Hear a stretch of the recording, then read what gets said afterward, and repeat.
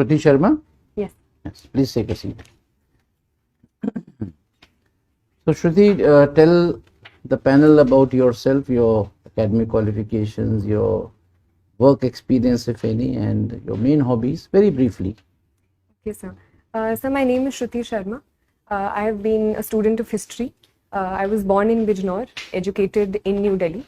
I completed my graduation from St. Stephen's College, and currently I've just started my post-graduation in sociology from Delhi School of Economics. And I am constantly like to learn new things and explore new cultures through language, food, books, and cinema. And I'd like to see myself as an optimist.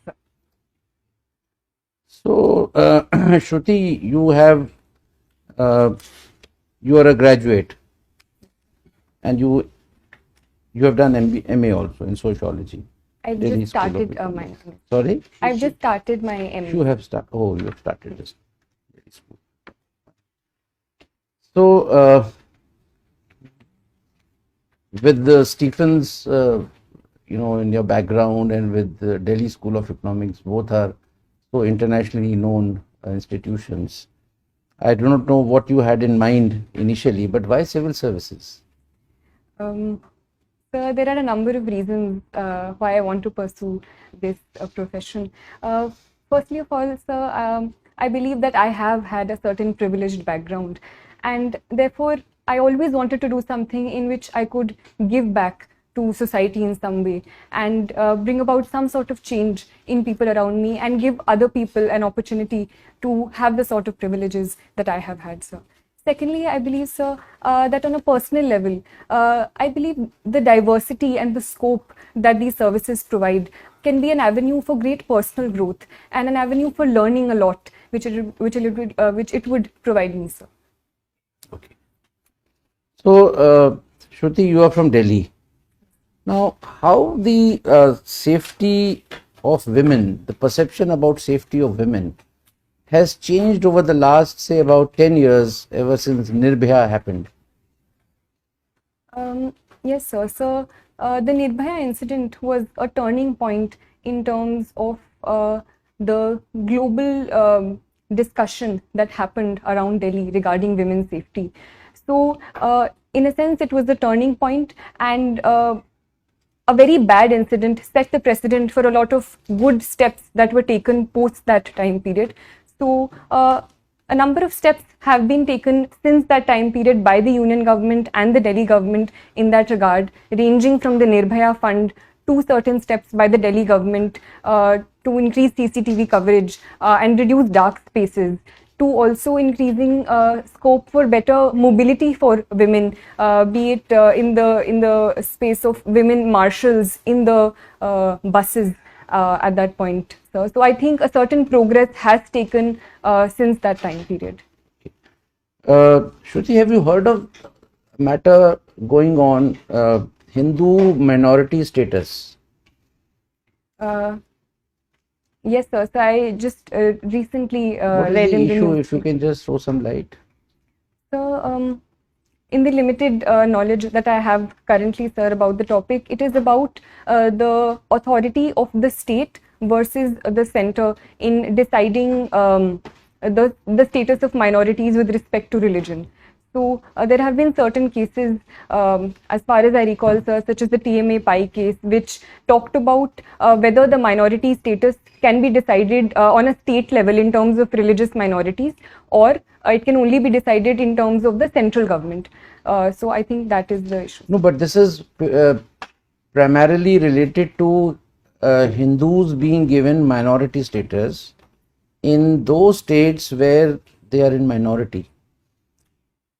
Presently, even if suppose in the case of, say, Punjab or JNK, right, Yes. where Hindus are in minority, but the actual minority status is given to those who are in majority.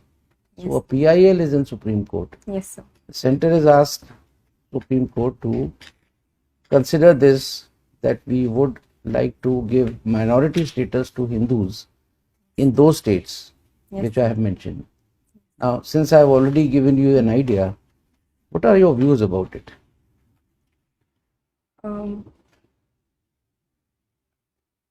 So, the Constitution of India does protect the status of minorities in India as a whole. And so I believe if for certain purposes and for certain positive reasons, the Supreme Court does decide to give minority status in a particular state to reduce atrocities against certain sections within the state, it can be a positive move. Viren sir?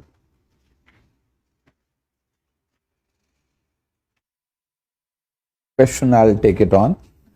You see, the Supreme Court does it. Supreme Court in no way is in a position to stop atrocities. It will only adjudicate a matter in view of the constitutional scheme. What does the Constitution provide? So, how do you think it would stop atrocities on minorities, religious minorities at that? So if it can provide in the future a certain safeguards that the minority status can provide and certain special steps that can be taken for minorities in a particular state. Can you give any example when Supreme Court has provided safeguards, laid down safeguards?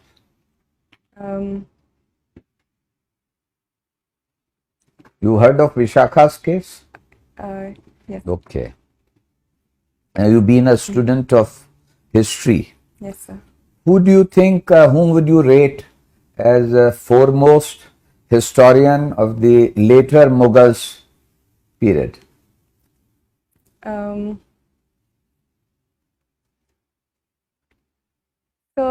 Who are later Mughals? so I would say the period after the so-called fall of the Mughals or the decline of the Mughals, so post Aurangzeb, so would possibly be regarded So you as the think later Mughals. beyond Aurangzeb are the later Mughals? Yes, sir. So which are not considered so high and mighty in the course of their achievements. Okay. Recently, there has been a talk. Certain people feel that there is a need to review and rewrite India's history. What is your take on that? So I personally believe that the writing and rewriting of history has been a continuous part and parcel of history since time and forever. And I believe rewriting of history is always a positive step. But at the same time, I believe this rewriting should be based on certain facts that history recognizes and the range of sources that history as a discipline recognizes. So if the rewriting is done in that regard, it can only lead to more positive debate and discussion in the long term. What do you understand by Warsaw Pact? So the Warsaw Pact was a pact signed in 1955 in the context of the Cold War, led by the Soviet Union. It was a security pact formed in the context of the formation of the NATO and an opposition to the NATO, sir. I have another question from history, on history. What was standstill agreement? Sir, I can't recollect at this point. Okay. In your resume, I found that you took part in parliamentary debates. Now, how are the at school or college level debates different than parliamentary debates? Sir, in college there are a number of formats of debate we participated in, ranging from parliamentary debate to conventional debating to turncoat style of debating, and there were a lot of variations there. The structure of the debate is a 3-on-3 format. So while certain positions were the same, such as opposition, leader of opposition, there was a whip speech as well. But I believe the parliamentary debates at school were on a particular topic. They were more structured and within a certain time limit, sir. As compared to parliamentary debates in the parliament, I do feel that sometimes they are quite long and are not in a point-to-point format as we discussed in school and college. One of your pastime or hobby is exploring word cinema. Now, what is exploring word cinema? What does it involve? How do you explore it? So the reason I chose the word explore is because I am no authority on world cinema, and I like to see and look at movies as they come to me, and as one leads to the other. So ranging from Iranian cinema to cinema of Hong Kong. You are not a student of languages. So other than Hindi and English, what language do you know? Sir, I have tried to learn reading and writing Urdu, so I know the Urdu script. I like to learn a few phrases here and there from my friends who are from different states. So you will explore world cinema from subtitles, is it? Sir, I believe world cinema is more than just dialogue. The very vocabulary of filmmaking and cinema, I believe, does not necessarily need language to convey it. Sir. So I think that is my interest in world cinema. And subtitles, obviously, sir, help me understand the story better. Have you heard the term soft power? Yes, sir. What does it imply? So soft power is usually used in opposition to hard power, where hard power talks about a certain military might. Soft power, on the other hand, is the influence of culture and other aspects in increasing the might or the influence of a certain country or power over other powers. So cinema can also be one example of Any other illustration of soft power in context of India? So India's cultural outreaches, for example, yoga and international celebration of the International Yoga Day across the world can also be an example of India's soft power. Okay, thank you. Well, Shruti, you are from your home district is Bijnor. So tell us something about Bijnor. Sir, Bijnor is a district located in western UP, sir. The river Ganga flows through it, so it is a very fertile state. Sugarcane being one of the major crops of Bijnor, and therefore sugar mills and the sugar industry is also very well developed, with 5 of the most largest sugar mills located here. In terms of historical importance, the place Vidurkoti is associated with Bijnor.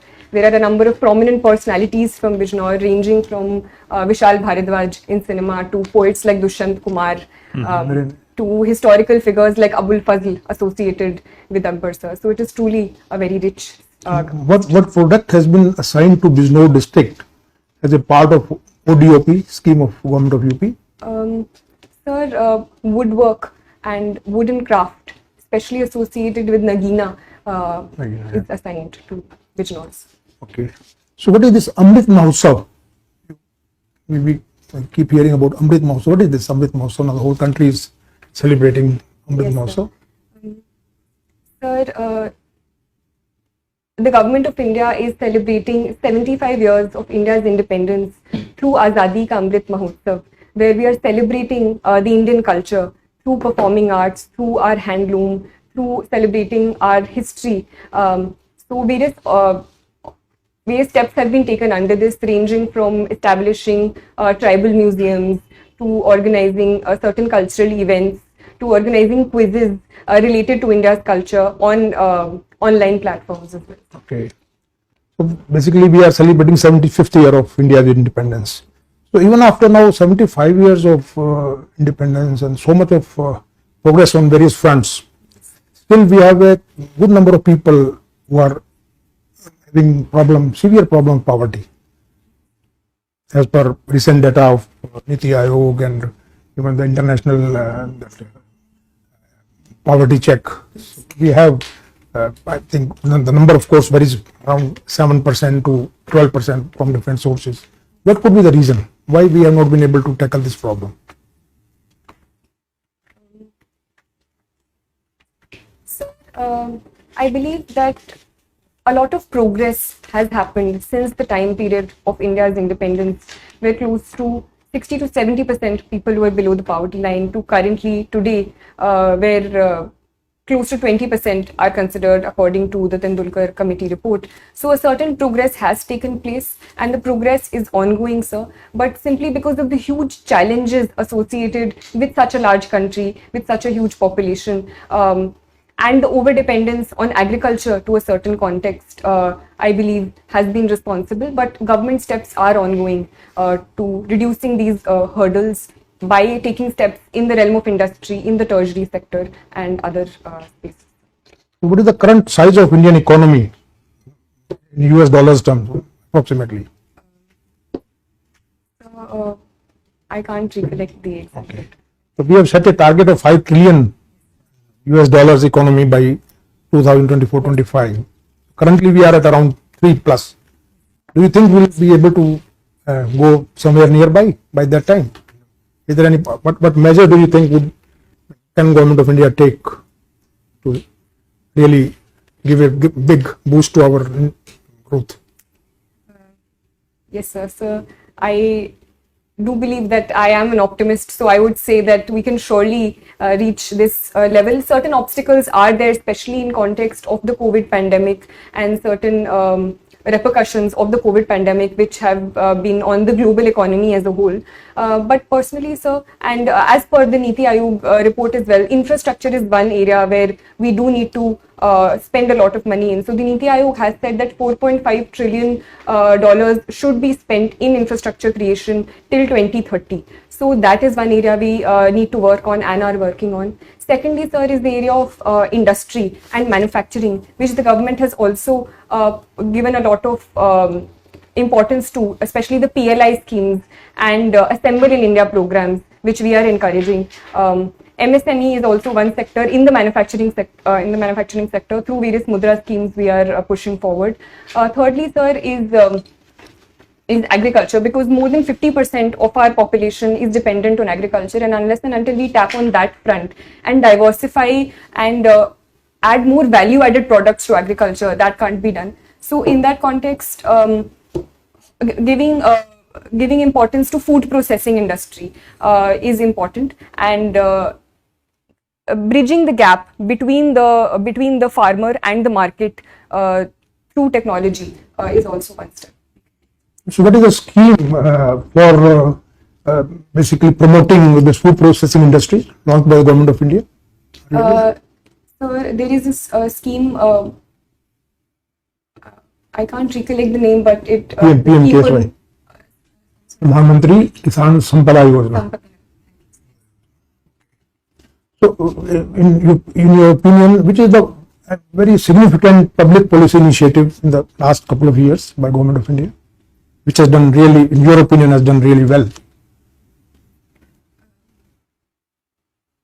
Sir, I think in the light of the COVID pandemic, the PM Ayushman Bharat Yojana has been very instrumental in expanding the public health infrastructure across the country and providing affordable healthcare to most sections of the population. So in your hobbies, you have mentioned practicing yoga.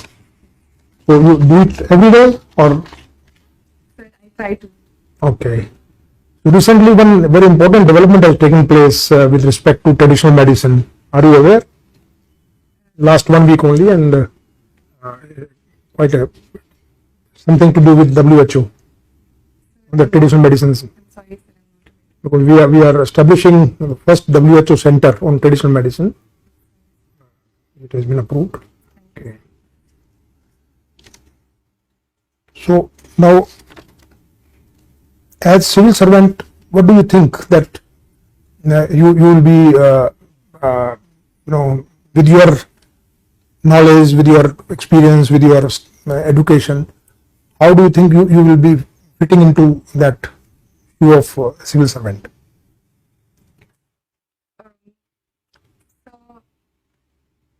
Sir, as per my background, I feel that my background in history can help me understand present social realities in a more wholesome way, and therefore solve them using that background of history and the social sciences, sir. So firstly that. Secondly, sir, I believe I think I do have an ethic of dedication towards my work, and personalized work ethic, where I'm able to stick to deadlines and perform work in an organized manner. So that I think can help me, sir. Thirdly, I believe, sir, that I like to work in teams, and I have good interpersonal relationships with people around me, and I have been told so. So that also I think can be an asset. So have you any experience of working in a team in your college or university days? Yes, sir. I was in school. I was in the student executive, and I was appointed as the secretary of cultural affairs. Okay. So we organized all school events and participated in and organized all the events during the entire school year. Thank you. Shruti, you are a student of history Yes, sir. and you have sociology, you're studying sociology. What was your optional paper in the exam? It was history, sir. It was history. Yes, sir. Okay. What stand has India taken on the Ukraine war? So Ukraine, sir, India has taken a multiple stand on the Ukraine war. It has taken a very assertive stand in first and foremost condemning the violence perpetrated by both sides. So, and it says that it is bound by the UN Charter and stands for UN Charter and territorial integrity and sovereignty of any nation. It has also been talking to both sides and arguing for and asking for a position of dialogue and diplomacy to solve the war and a complete cessation of conflicts. What is India's voting record in the UN Security Council and General Assembly? Sir, I'm sorry, sir. In the context of the Ukraine war, so India has abstained from any resolutions by either of the two sides condemning the other. Sir. Is abstaining meaningful, or does it mean that doesn't mean anything? Sir, in the context of India, I think it is a meaningful stand, and it helps India maintain its strategic autonomy on the issue and upholding its national interest in both cases, at the same time providing itself an avenue for talking to both sides simultaneously and not antagonizing any of them. Do you think India's relations with Russia, global relations with Russia, are also a factor in this decision? Abstaining? Sir, I believe that India has categorically condemned the violence that is happening. So that is a constant thing which has led to this decision. But at the same time, it has also abstained in the context of making sure that it does not antagonize both sides and at the same time maintains its strategic interests. So. Why is the US so keen to expand NATO to include Ukraine? Why?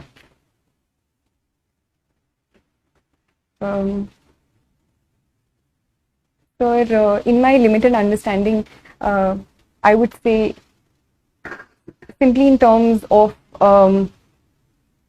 the conflict with Russia and the antagonism with Russia and USA has been on since the Cold War, and simply in terms of increasing its sphere of influence and is something that the US has in mind, especially after the Crimea annexation in 2014 as well. What did Biden say in his speech in Poland? He came out with the real intention to, what was his real intention in extending NATO, including Ukraine? Sir, I'm not aware about this exact He said statement. we want to change the regime in Moscow. Regime change. Okay. And Russia is the real time. Okay, second question. You must have read about the partition of India. In your view, who was responsible for partition of India? Because different people are saying different things. Some are saying Jinnah was responsible. Some of our own stalwarts are saying Nehru and Patel were responsible. In your view, who was responsible? So,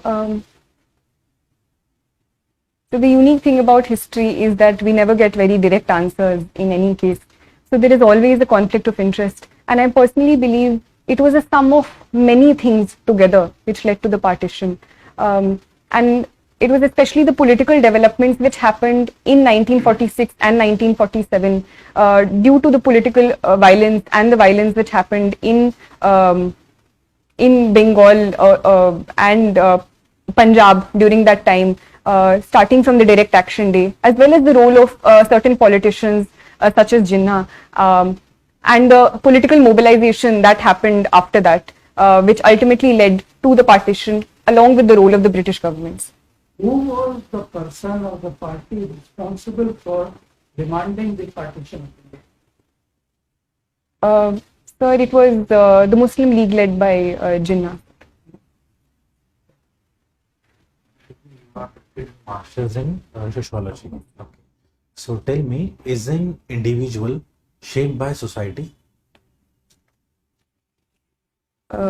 Yes, sir. Sir, I do believe that an individual, right from his or her birth, is constantly shaped by the society he or she lives in.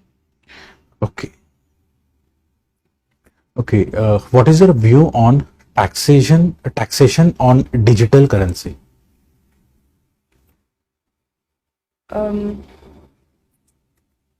So this was a step that was taken in the context of the current budget, and where cryptocurrencies have come under taxation, sir. Sir, I think it is a good step in terms of bringing into ambit and increasing a source of revenue for the state for a reality that is increasing around the world, and so it is an area which was not under the ambit of state taxation. So I think it is a positive step that this area has been brought under taxation. Okay. You do not seem to be very keen on joining police services. Any particular reason? Sir, I would like to join any services where I have been provided an opportunity, sir. But since I was provided these options, as compared to the other services above it, I personally feel that I am temperamentally more suited for the other services, and I've talked to other friends, and it also involves arms training, and that I would personally be less comfortable with, but I would be overjoyed if I get to perform in the services, and I would do it to the best of my abilities. Thank you. I pass on to Chairman, sir. Shruti, we have asked quite a few questions Yes. so far. Any question which we may not, any topic which we may not have covered, or some topic which may be of your choice, you would like to ask the last question on the subject of your choice? The poetry is something that I So really- poetry, tell me which kind of poetry you recite or write, English, Hindi? Sir, I like to read Hindi, English, as well as Urdu poetry, sir. But one of my favorite points recently is Sarveshwar Dayal Saxena, sir. So tell me, how have poetries helped in the India's freedom movement? The poetry is a very potent tool in raising the motivation of people and raising the sentiments of people. So poetry has been a very important part of the freedom struggle as well.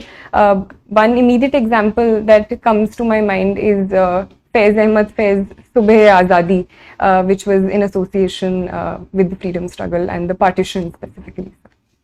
So thank you, Shruti.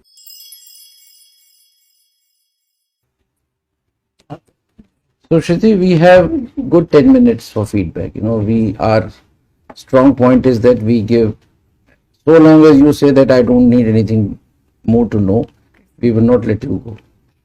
Okay, so give your own assessment about how your performance. Sir, I think my performance was okay, sir. There were a few questions that I feel that I could have answered Like? better. So there was a certain question about Ukraine and Russia, where I felt I was repeating myself, so that I But thought, we didn't feel it. okay. What else? So there were a few things I couldn't recollect, like the standstill agreement and things that I think I should have answered, like the Biden speech, as well as a factual question asked by Sir. So there were certain things which I should have known about the yoga and Okay. WHO, which I couldn't recollect at that. Right. So Shruti, the panel's assessment is, one or two questions not answering, not knowing the facts, really doesn't matter. Right? Basically, a test of personality rather than your knowledge at this point in time. Now you were excellent. Your performance was very good, and I would say flawless. But it's always good to identify a few loopholes. Some of them you have identified yourself. So not referring to the answers that you could not give, especially knowledge related, but I will certainly point out your little weakness on the current affairs. Yes. You had not read the newspaper of yesterday, today, and that is why you did not know much about the Hindu minority status matter. Otherwise, you would have, just like other answers, you would have very fluently, you would have answered this. Yes. Number two, we were slightly amazed that when the esteemed member asked you about the how much $1 trillion economy Yes. India is, you were just blank. And when he again asked another related question, then you were, you were so fluent and thorough in all the matters, So what made you just keep quiet on that question? Sir, I'm not very good with the facts, and so No. I think I need to brush up on. No, that's okay. So my advice to you is generally the facts are not asked, right? However, certain macro indicators you're supposed to know. अब कल आपसे कोई पूछे GDP का क्या है, sir वो fact है ये, तो फिर ऐसे तो एवरीथिंग इज अ फैक्ट. सो अब फैक्ट में होगा कि कुतुब मीनार किसने बनाया, ताजमहल किसने बनाया और कितने वर्कर्स लगे थे ताजमहल में, ये तो नहीं पूछेंगे. But these are broad indicators, inflation, GDP, how economy has gone down up to what was the negative GDP that we registered during the COVID and all. These are things which you are supposed to know. So my advice to you is, when on such a question you were asked and you did not know exact the number, don't keep quiet. Sir, I am not able to, as you had said in many other questions, I am not able to recall. But you knew about $5 trillion economy. You knew. Yes. Immediately उसके बाद कहिए कि sir, I am not aware exactly how much we have recorded this year. However, I am very much aware of the fact that India is aiming to become a $5 trillion economy. Initially, it was to be accomplished by the year 2024-25, and that's all. Then he can ask you. In fact, the basic idea about asking the question was not to test your knowledge as to how much is the. Yes. It was basically to know, because if you are not able to answer the first question, he need not go into the details. No point in embarrassing the candidate by asking a question again and again जिसके बारे में आपने पहले ही surrender कर दिया. So have you understood? Yes, sir. If you know a little bit about it, you can always say कि sir, I am sorry, exact, I do not know. Then he may say, just guess. Now, that also would not be done. But even you cannot say somebody, I was told in the mock interview that you will not ask such a question. You can't. इसका जवाब तो देना ही है. कई बार hazards भी आ जाते हैं. जी, sir. But there are certain norms, rules, but there are certain hazards, which are away from the norms and rules that you have to be prepared for. Thirdly, your first question about giving back to the world. You mentioned 2 points. Yes. Giving back what I have accomplished, the privilege. Now, what privilege? You are just 24 years old. अभी तुम्हें दुनिया ने दिया क्या है? right? You can say when you are at the fag end of your career, maybe people like us who have retired, we are giving back to Chair Academy, our experiences. So at this point in time, this answer is not apt. But second thing that you mentioned about diversity, you expand that a bit more, right? So public services, the basic difference between whether you are an academician, whether you are a corporate in corporate sector, when you have to choose the civil services, the first thing is that you are joining a public service. You're keen on public service. That is the uniquest part about civil services. तो public services में कई बार ये भी पूछते थे, public service करनी थी तो you should have become a leader, political, you should have joined politics. Yes. Somebody can ask you. So you can, find an apt reply to that, but वो पूछेगा नहीं ज़्यादा. So these are the 2-3 things which otherwise in terms of communication, in terms of your body language, in terms of your confidence, in terms of your fluency and the use of words, Shruti, I must say that you selected such rightmost words, to explain your point. That's your strength. So we have assessed you as 70%, which ours is the highest. So you have begun with a good note in the morning, and any questions if you have. Yes, sir. I wanted to ask one thing also, which sir asked about the IPS. So, do you think I can give that answer, or is You it get the right appropriate? answer. Yes. May I please share everything which the chairman has said. I myself am particularly pleased that you have given the foreign service as the second choice. You are the first candidate who has not given it as the third choice. Yes, sir. And but if you have given it as your second choice, Yes, sir. then for issues like Ukraine, you need to go a little deep into that. Okay, sir. Okay. So that is what I would like to say. Selection of words was mentioned, and that is a skill, and one of the essential skills required for a diplomat. Yes, sir. So don't change. My own advice is don't change your option. I'm joking. Okay. To you. So once I wanted to ask sir, what would be a good answer to the question where you asked about is Russia one of the concerns why we have abstained? Russia is the concern, which is the main concern. Yes, sir. Because the US has been putting pressure on us Yes. to vote with them. We have resisted that pressure. Why? Because of Russia, because of our dependence on Russians arms imports, which are very important for us. So, as you said, national interest is the most important thing. So, our national interest is to stay neutral in this.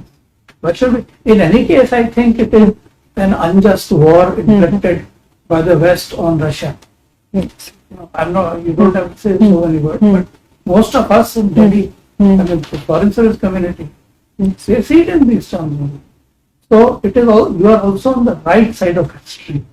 Though your Western media will tell you that you are, why is India not voting for us based on that? But if you ask this question, then you say because of our national interest, because we import arms.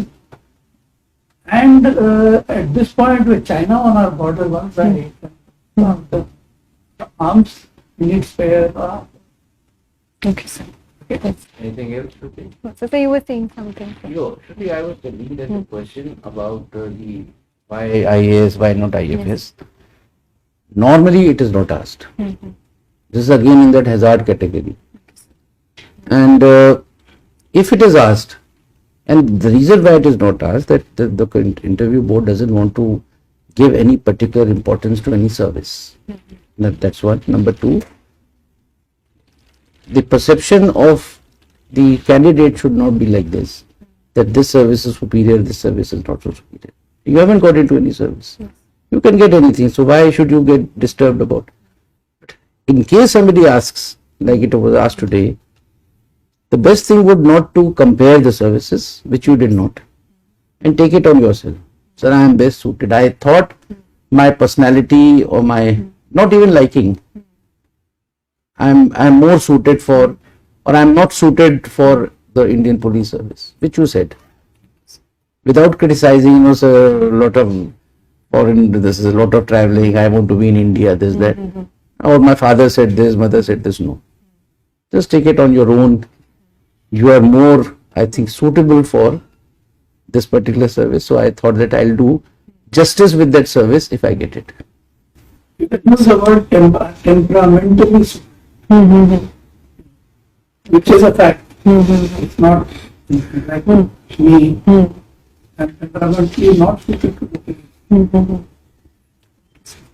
Direct. Yes, sir. Yes. Temperamentally. Right? Thank you so much. Thank you, sir. All the very best. Thank you, sir. And if you have done your means, Shruti, we are anxiously waiting to see your name in the list, final list. Thank you, sir. Yeah.